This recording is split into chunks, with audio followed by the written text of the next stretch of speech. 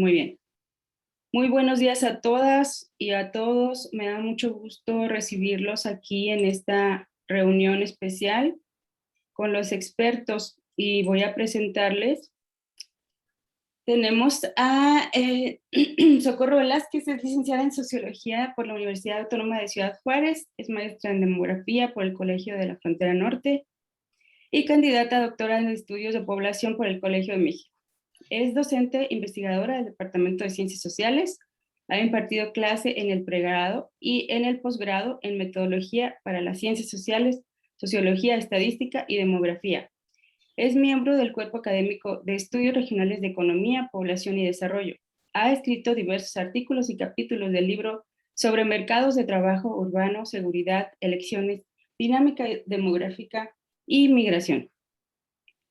Así como también tendremos a Willebaldo Martínez Toyes, es licenciado en Economía por la Universidad Autónoma de Baja California Sur, es maestro en Demografía por el Colegio de la Frontera Norte y candidato a doctor de Estudios de Población por el Colegio de México. Es docente e investigador del Departamento de Ciencias Sociales, ha dado clases en pregrado, en el posgrado en Economía, Estadística, Demografía y Metodología. Es miembro del Cuerpo Académico de Estudios Regionales en Economía, Población y Desarrollo.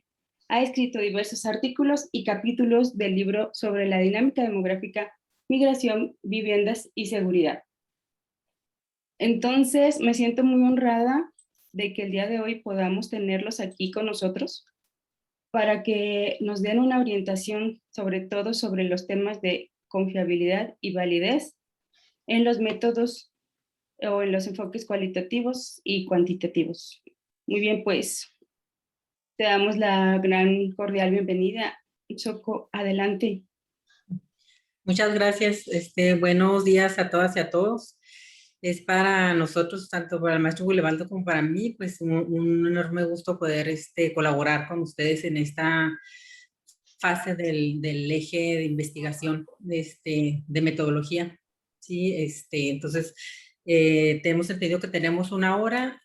Voy a compartirles pantalla, nada más para dar como una breve introducción al proceso y luego le voy a dar la palabra a Willebaldo y ya después yo cerraría porque él va a dar lo que es la confiabilidad y validez en los métodos cuantitativos. Ya después yo daré confiabilidad y validez en métodos cualitativos. Entonces, vayan anotando por ahí si tienen alguna duda y daremos al final un tiempo para despejar algunas preguntas. Va a ser complicado poder despejarlas todos en esta hora, pero puede ser también que la vayan poniendo ahí en el chat y después también se las podemos contestar. Si ya no nos quedara, en caso de que no nos quedara tiempo, puede ser a través del correo electrónico, ¿sí? Entonces, siéntanse con esa libertad. Entonces, sin más, vamos a iniciar. Voy a compartirles pantalla. ¿Quieres comentar algo, Willy? No, nada más también, buenos días. Agradecer mucho a la maestra Cruz Elena, la invitación que nos hace a esta sesión para compartir, ¿verdad? Algo de lo que nosotros hemos estado desarrollando, tanto en la parte de la docencia, pero también sobre todo en la parte de la investigación. Entonces, esperemos que en este corto tiempo podamos, aunque sea como despertar ese interés en todos ustedes, estudiantes, ¿verdad? Y sobre todo que tomen en consideración algunos elementos que son muy significativos para tomar en cuenta en todo proceso de investigación, incluso más allá, ¿verdad?, de lo que es la validez y la confiabilidad de los instrumentos tanto cualitativos como cuantitativos. Entonces trataremos de dar también algún panorama que pueda también aportar algunos elementos dentro del proceso mismo de la investigación, que estamos seguros que ustedes se encuentran ahorita, ¿verdad? Entonces, buenos días y muchas gracias por la invitación, Cruz. De nada, bienvenido, Willy, bienvenido. Gracias por este tiempo y por orientar a mis alumnos un poco. Gracias. Sí, ¿me pudieras poner como host para poder compartir la pantalla? Listo. Sí.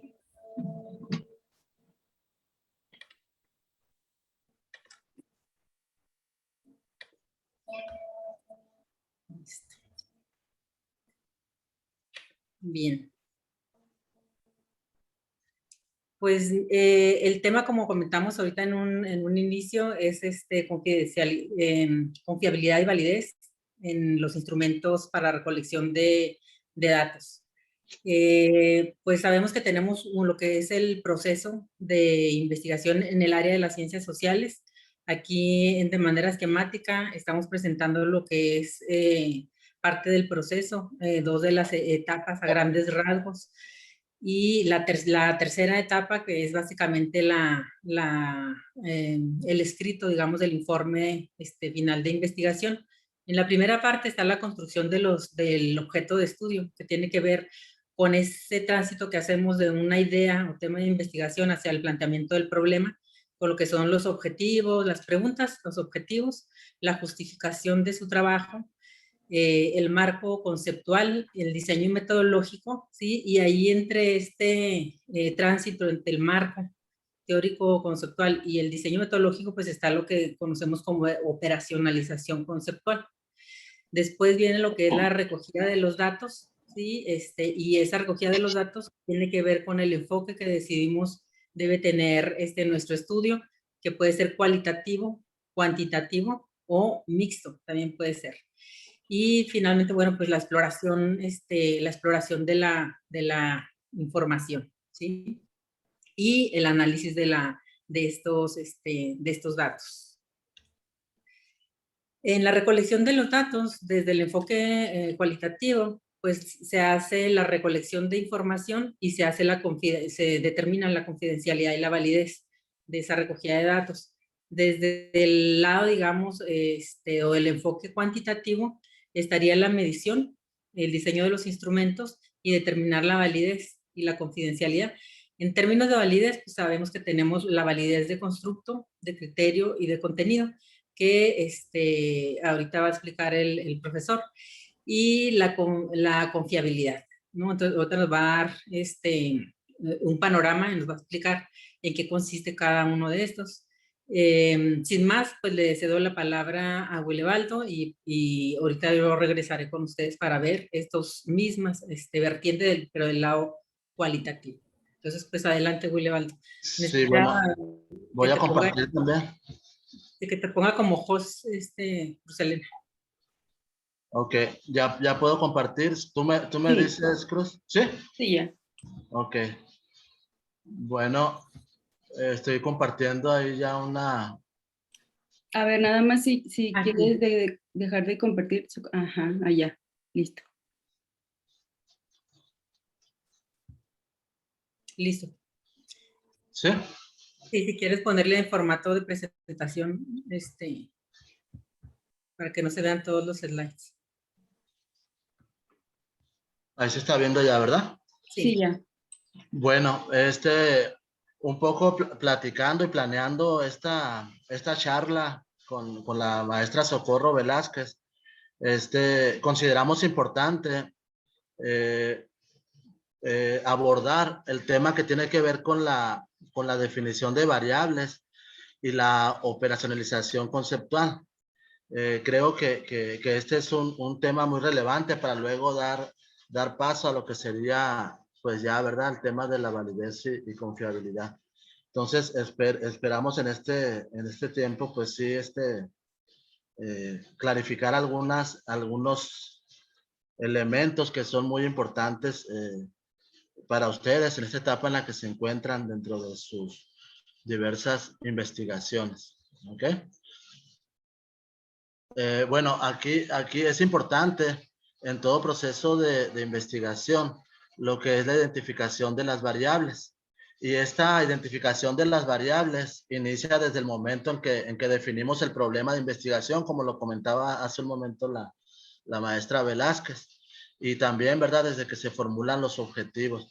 Obviamente, este planteamiento del problema, esta construcción o elaboración de objetivos deben de estar sustentados en una buena revisión exhaustiva de la literatura, pues para realmente abonar nosotros con alguna pregunta nueva o algunas preguntas de investigación que sean digamos, muy importantes para seguir avanzando en el campo del conocimiento, ¿no? Sobre el tema. Este proceso luego continúa durante la construcción del marco teórico, que seguramente también lo van a ver o lo están viendo ya en alguna parte de sus cursos. Y aquí, ¿verdad? Hay que empezar a ubicar las variables y cómo se relacionan con el problema, con el problema de estudio y cómo se están conceptualizando las mismas. Ahorita vamos a ver un poco eso.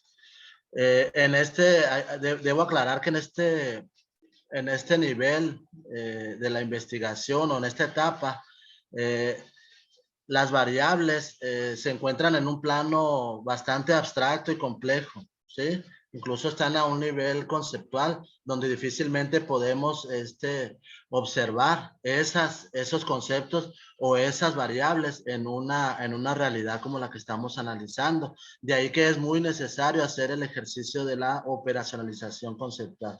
Algunos ejemplos de variables que pueden estar relacionadas, ¿verdad?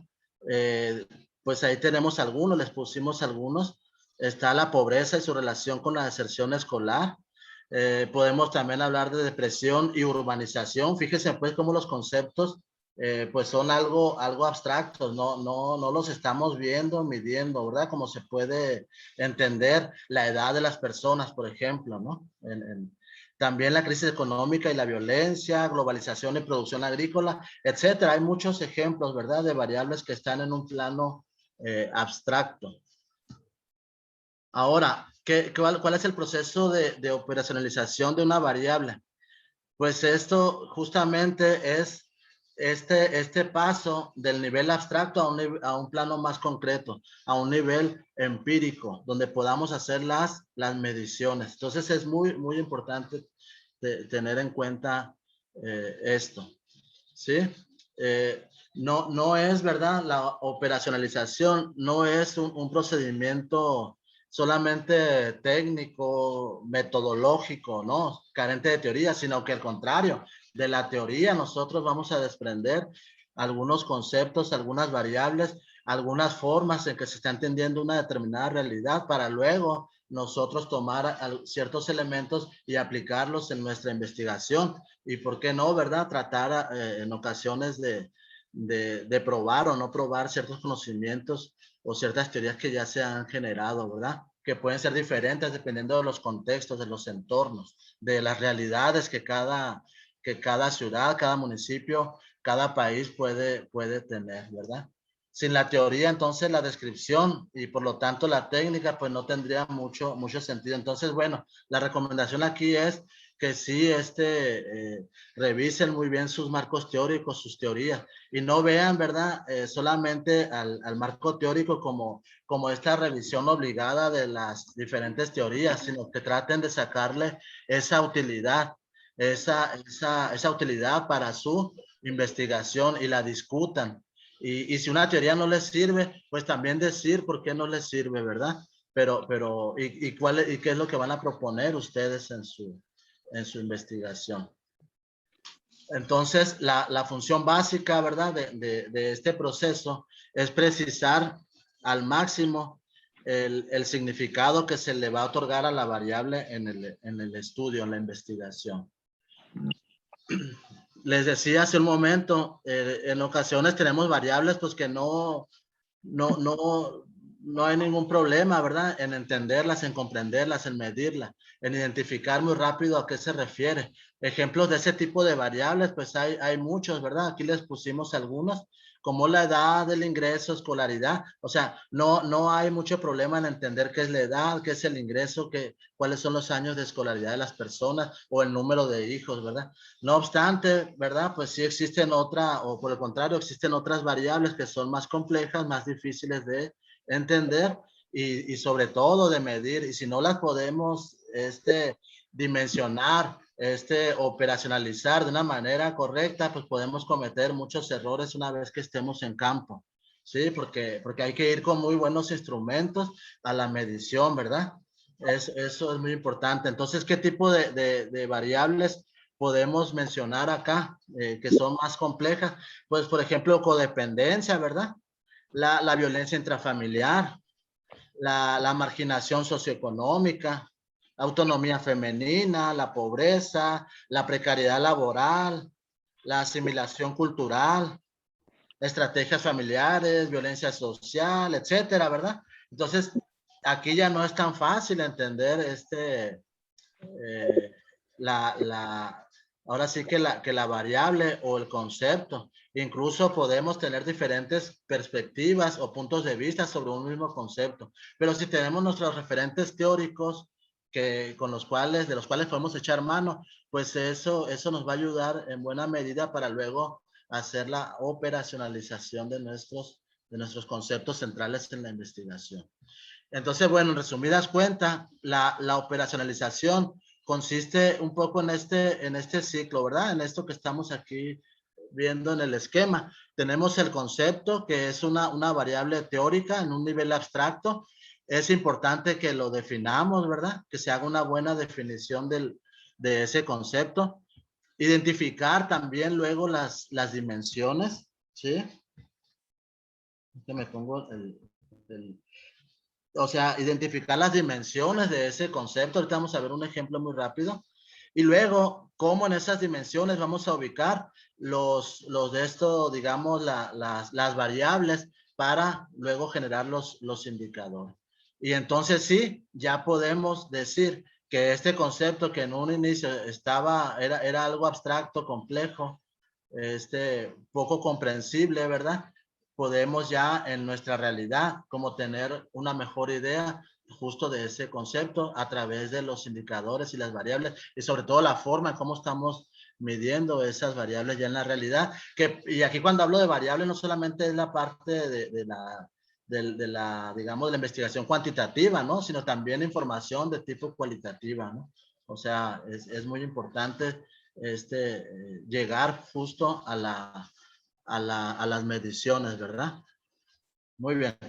Ahora, aquí les estamos presentando un ejemplo de lo que sería, así como una idea, lo que sería la operacionalización conceptual.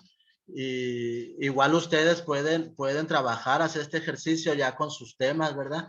Que seguramente están relacionados con el campo de estudio de la educación, muchos de ustedes, o algún otro campo de interés. Entonces, bueno, aquí el concepto que se quiere, por ejemplo, medir es la accesibilidad a los servicios de salud, por decir algo, ¿no? Entonces, hay que tener una definición de ese concepto. Una definición que proviene de la literatura que vamos a revisar, de los autores, ¿no? Del desarrollo que se ha hecho sobre el tema.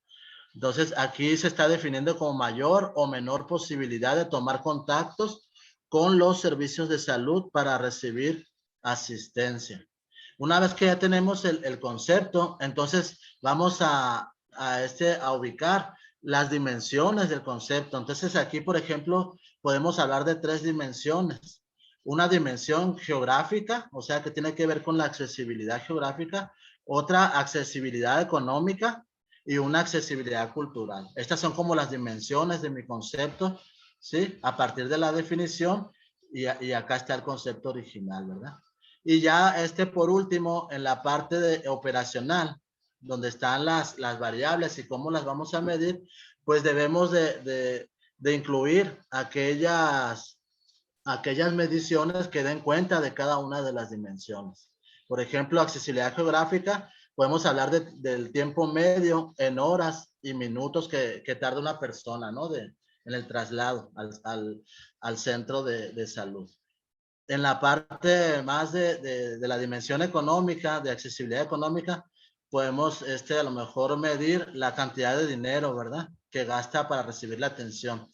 Y también dentro de lo económico, la disponibilidad económica justo para cubrir ese gasto en materia, ¿verdad? En atención a la salud.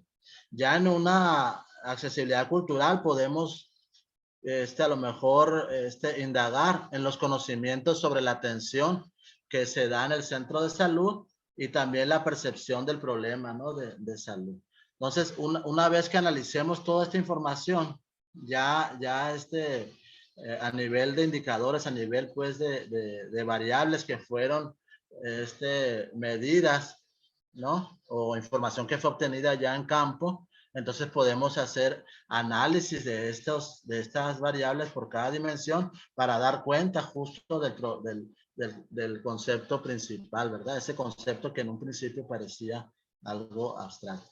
Le recomendamos entonces tanto a la maestra Velázquez como su servidor que hagan este tipo de ejercicios, ayudan mucho. Y sin dejar de lado que estas dimensiones pues deben de estar respaldadas con la revisión, ¿verdad? Con la revisión teórica, con la revisión de la literatura de manera exhaustiva. Muy bien. Ahora sí, vamos, dicho lo anterior, vamos a entrar así, ahora sí que de manera así un poco rápida a lo que es la validez y la confiabilidad. Vamos a tratar de con algunos ejemplos, clarificar mejor este concepto que a veces parece también como oscuro, que es validez, ¿no? Antes de seguir, también debemos aclarar y entender que tanto validez como confiabilidad, no solamente, ¿verdad? Lo debemos de pensar en términos de los instrumentos cualitativos o cuantitativos para la investigación, sino que debemos de pensar también en la validez y la confiabilidad a la hora de entender en sí todo nuestro proceso de investigación. O sea, cómo vamos a generar nuevo conocimiento. El conocimiento generado, el nuevo conocimiento, debe de ser también válido, debe de ser también confiable, ¿sí? De ahí pues que le vamos a dar esa connotación también científica, además de haber seguido los pasos, ¿verdad? De una investigación científica rigurosa. Entonces, no solamente, ¿verdad? Aquí les quisiera como compartir esta idea, ¿no?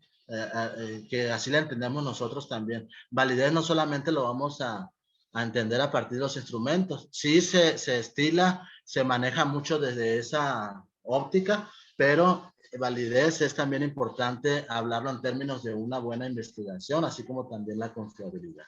Entonces, en la investigación científica, la validez se refiere principalmente a esa fuerza de la medición, ¿sí? ¿Qué tan efectiva es la medición que se propuso para dar cuenta de eso que queremos conocer? Puede ser un problema, no sé, un concepto, una relación, alguna explicación, algo, ¿verdad? Alguna correlación.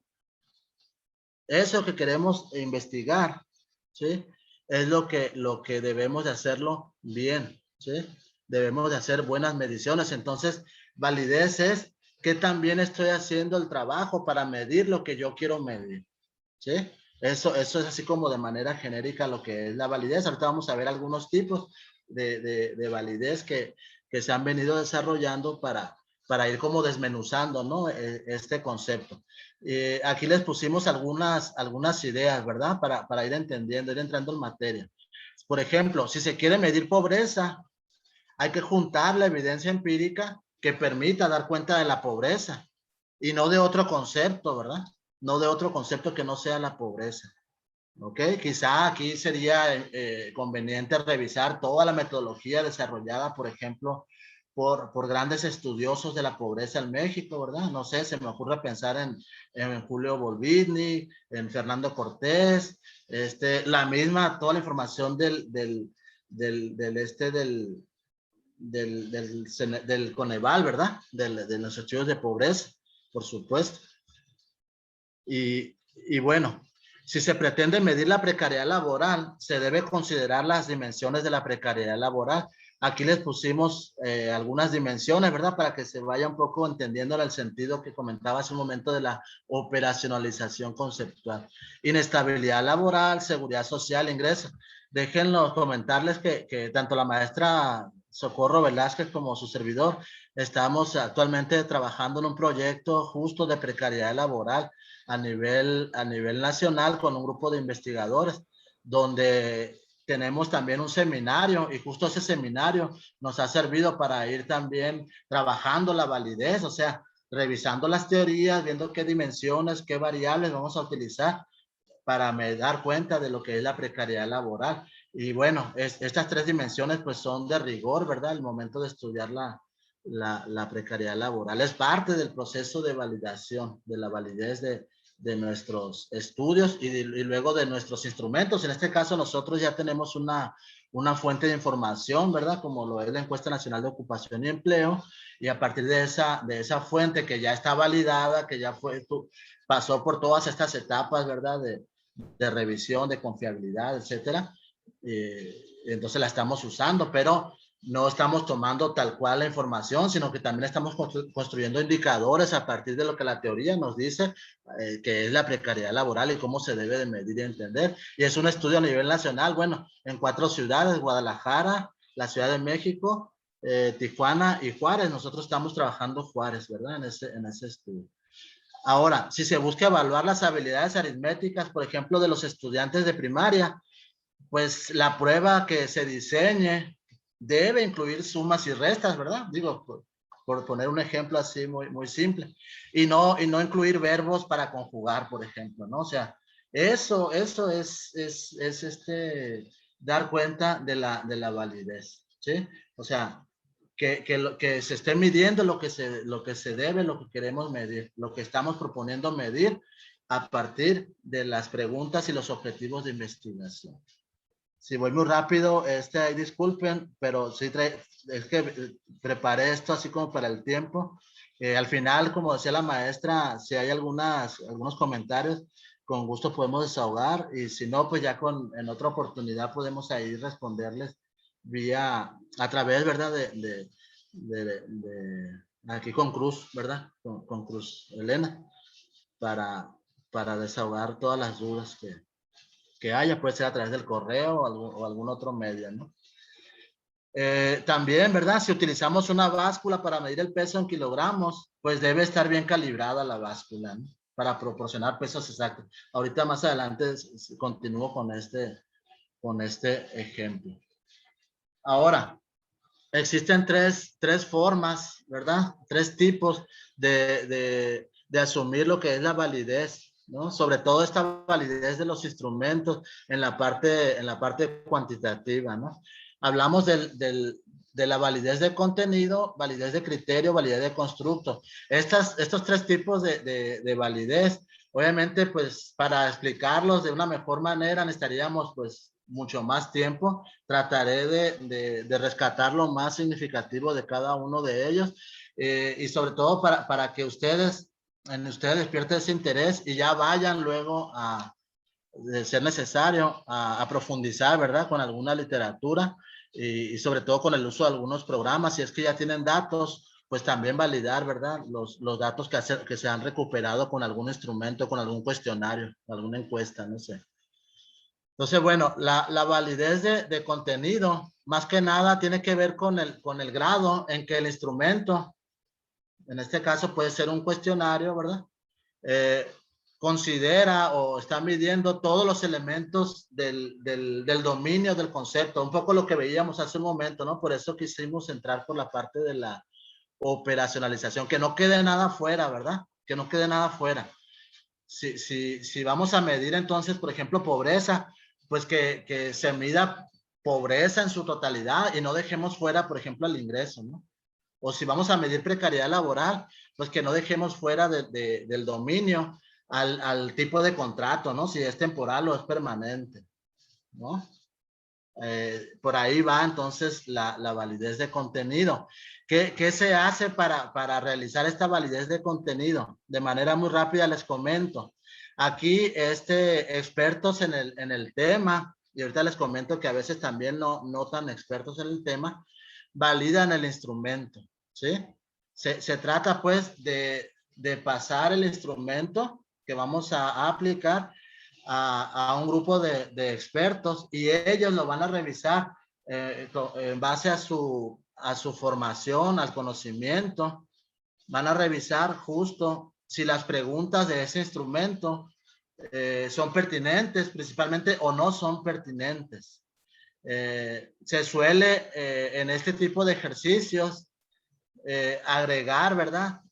O decirle al evaluador, al experto, pasarle algún tipo de información adicional, alguna definición, marco de referencia teórico, algo que tenga que ver con lo que se quiere analizar, ¿verdad? Lo que se quiere obtener justo a partir de las preguntas que se están formulando. Por ejemplo, si hablamos de liderazgo, pues las preguntas deben de abordar el tema del liderazgo y vamos a lo mejor a proporcionarle al experto alguna definición de liderazgo o alguna información que tenga que ver o darle elementos, ¿no? Para que tome las mejores decisiones. Ya después, que este instrumento es, digamos, revisado, evaluado por los expertos, pues se puede calcular, ¿verdad? El índice de concordancia. Este índice de concordancia no es otra cosa más que qué tanto concuerdan los expertos entre lo que se dice que es pertinente y lo no pertinente. También se puede utilizar la prueba chi cuadrada, pero el más utilizado ahora sí que es el índice de concordancia entre las respuestas, ¿verdad? Que es el índice Kappa-Cohen, ¿verdad? Entonces, bueno, a partir de si ese índice se acerca, por ejemplo, a 1, pues decimos que es bueno el instrumento, ¿no? Esto es, ahora necesitamos también, ¿verdad? Y ahorita lo voy a mencionar más adelante. Necesitamos tener presente las pruebas pilotos, ¿eh? O sea, es importante también las pruebas piloto en todo esto. Y cuando ya se pasan a los expertos, todavía podemos estar en posibilidades de hacer pruebas pilotos, sobre todo cuando vamos a hablar de la confiabilidad. Entonces, bueno, esta es la validez de contenido de manera muy rápida. La validez de criterio, aquí hablamos de 2 tipos, la concurrente y la predictiva. Pero, ¿qué es la validez de criterio? Pues la validez de criterio tiene que ver con una medida externa, como un punto de comparación, un punto de referencia, ¿sí? Que es aceptado por expertos o por la comunidad científica. Y digamos, este criterio, este indicador externo, pues se ha asumido de que es adecuado para medir ciertos comportamientos, ¿no? De alguna variable o del impacto, los efectos o las consecuencias, ¿no? De lo que estamos trabajando. Entonces es como una especie de validar mi instrumento por la potencia que tiene o la capacidad para medir algo en relación a otro, ¿verdad? A una forma que ya está establecida y que nos dice lo que debe de ocurrir, pero nos dice porque ya está también validado, ya también está investigado, ya también hay desarrollo teórico, ¿sí? Entonces los 2 tipos de validez de criterio, pues es el concurrente y el predictivo. El concurrente, más que nada, es ver si el instrumento mide lo mismo, ¿no? Que miden otros instrumentos Willy, perdón, maestro Willy, perdón que te interrumpa. En 1 minuto se me termina la sesión de Zoom. Entonces, ahorita que se salga, si me hacen el enorme favor, todos, de volver a entrar a la liga. Claro. Sí, ya me dijo Zoom que queda menos de 1 minuto, gracias. Sí. Muy bien. Entonces, bueno, aquí en esta validez de criterio, lo que hay que ver es si la correlación es alta entre ambas mediciones, o sea, entre la medición con nuestro instrumento y la medición con esa referencia, ¿no? Con esa medida externa. Y ya en la validez de criterio predictivo, aquí vamos a hacer énfasis en hasta qué punto nuestro instrumento sirve para predecir